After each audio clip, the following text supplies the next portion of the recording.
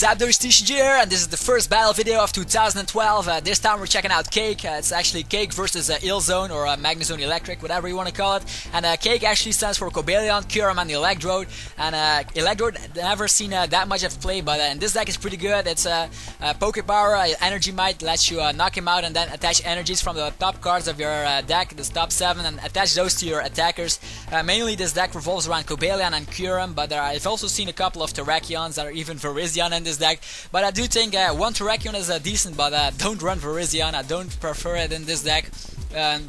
As you can see, I started the battle, I didn't have anything, no supporters or anything. I just had 2 Magnemites and 1 energy on the bench Magnemine, or on my active Magnemine, and then he captured the other Magnemine which was on my bench without any energies. Now he attached a Rainbow to his Cobalion and also Eelektrik, which is a tool card that came out with Noble Victories. I like playing with tool cards. They re-released them with Noble Victories, so that's good. And yeah, I don't have anything.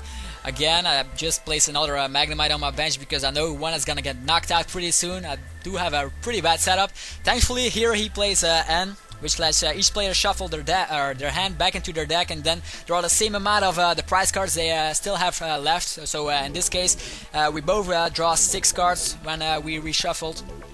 And yeah, as you can see a glimpse of our deck here. Special Metal Energy on the bottom of my opponent's deck, so that's good, because if he would attach that to his active Cobalion, it would be really hard to knock out. He also has Eelektrik, so you can really tank him up.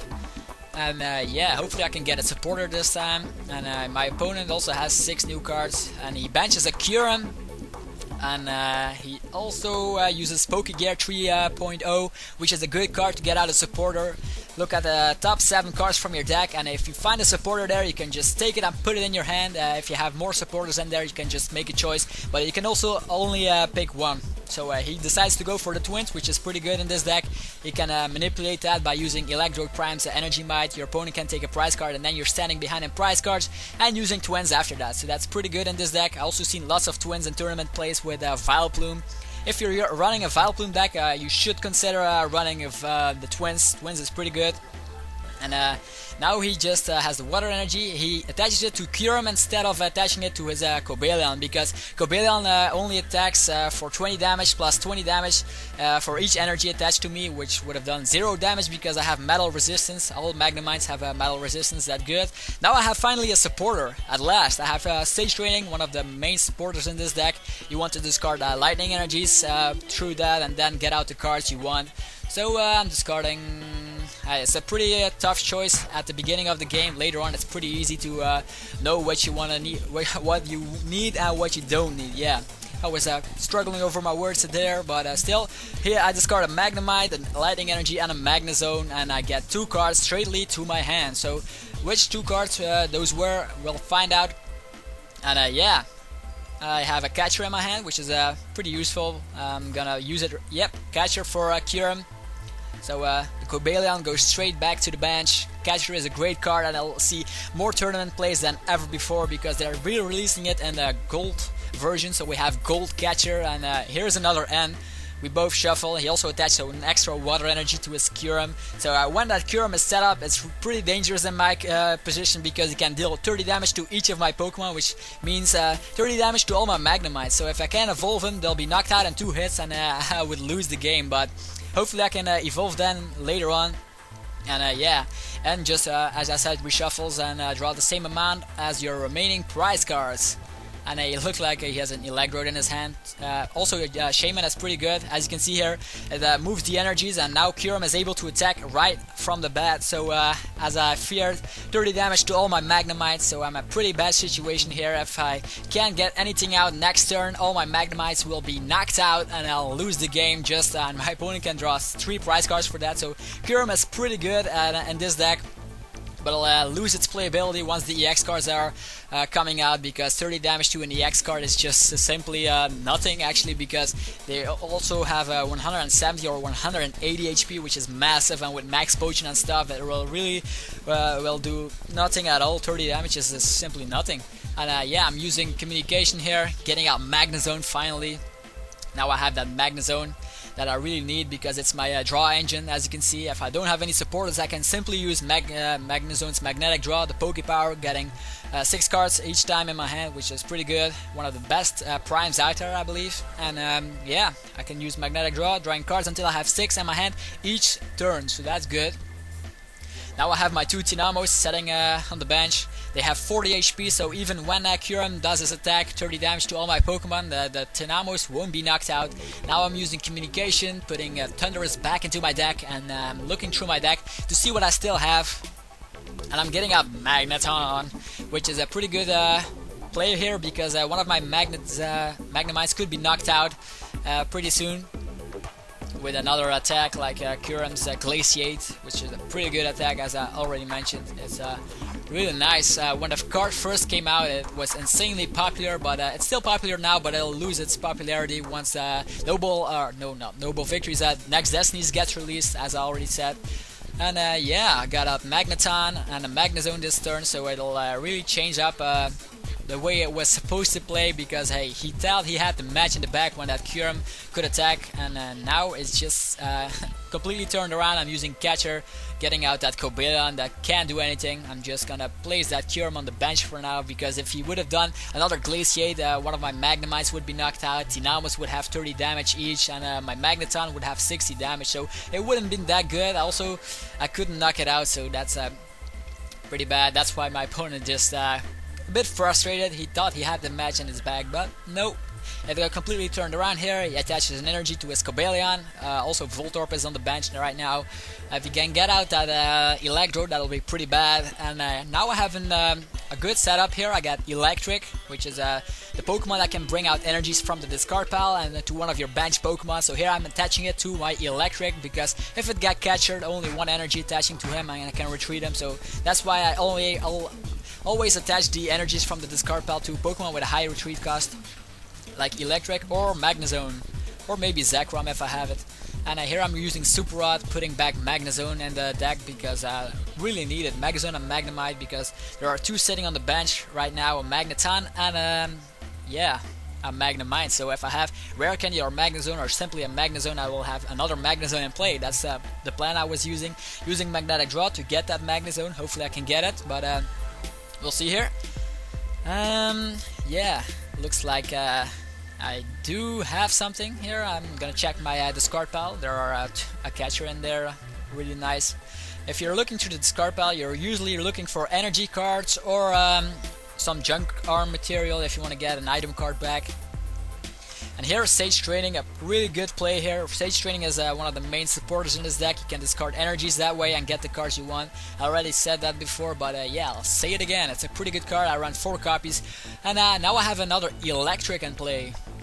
So 2 Electriks, 1 Magnezone, and a bunch of cards in my hand thanks to the Poke Power of Magnezone. So Rare Candy, another Magnezone. So my setup is complete: 2 Magnezone, 2 Eelektrik.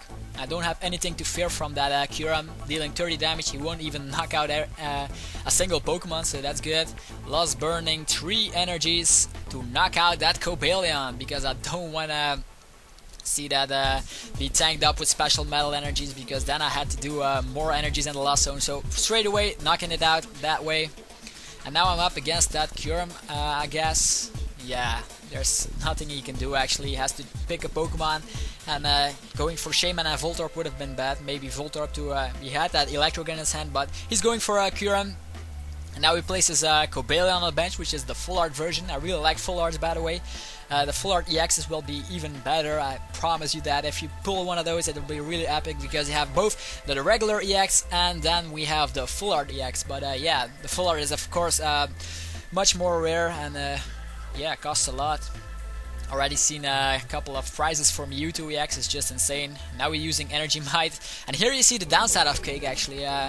He only has 1 energy and he discards 6 cards, so that's pretty bad, and I get to take a prize card for that. So that's usually 2 energies in play, but it's not that good. I prefer Eelektrik. Eelektrik is way better. And yeah, as you can see, I just put damage on my Pokemon because he used Glaciate once more.